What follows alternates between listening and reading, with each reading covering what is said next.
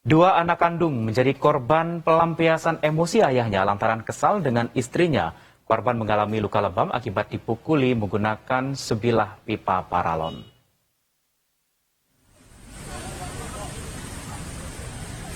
Kasus tindak pidana terkait kekerasan dalam rumah tangga di kawasan Grogol, Petamburan, Jakarta Barat berhasil diungkap Unit Reskrim Polsek Tanjung Duren.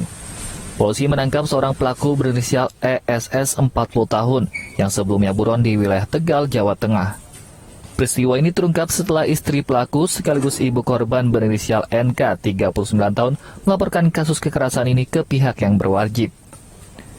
Kapolsek Tanjung Duren Kompol Muharam Wibisono menjelaskan, motif pelaku menganiaya anak kandungnya sendiri dilatar belakangi himpitan ekonomi. Sebelumnya pelaku yang berstatus pengangguran terlibat cekcok dengan istrinya. Luapan emosi pelaku berlanjut ketika pelaku menyuruh anaknya untuk mengutang di warung, namun kedua anaknya menolak lantaran malu. Sampai akhirnya pelaku dan kedua anaknya terlibat keributan di dalam rumah kontrakannya hingga berujung penganiayaan.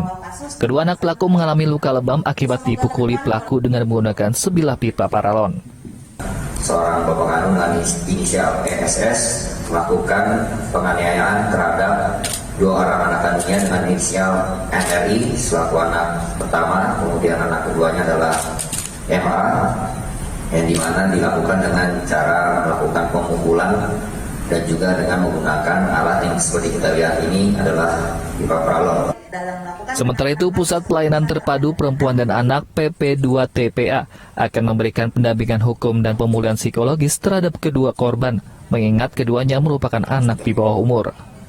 Adapun untuk rencana tindak lanjut penanganan terhadap korban berupa konsultasi hukum lanjutan, kemudian kami akan melakukan pemeriksaan psikologis, kemudian kami juga memastikan pendampingan hukum supaya pemenuhan hak korban dalam proses hukum terpenuhi.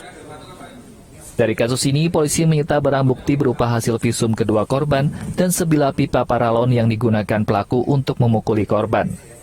Guna mempertanggungjawabkan perbuatannya, pelaku dijerat Undang-Undang tentang Kekerasan dalam Rumah Tangga dan Perlindungan Anak dengan ancaman pidana selama 3 tahun penjara. Ilham Adriansyah, JAK TV.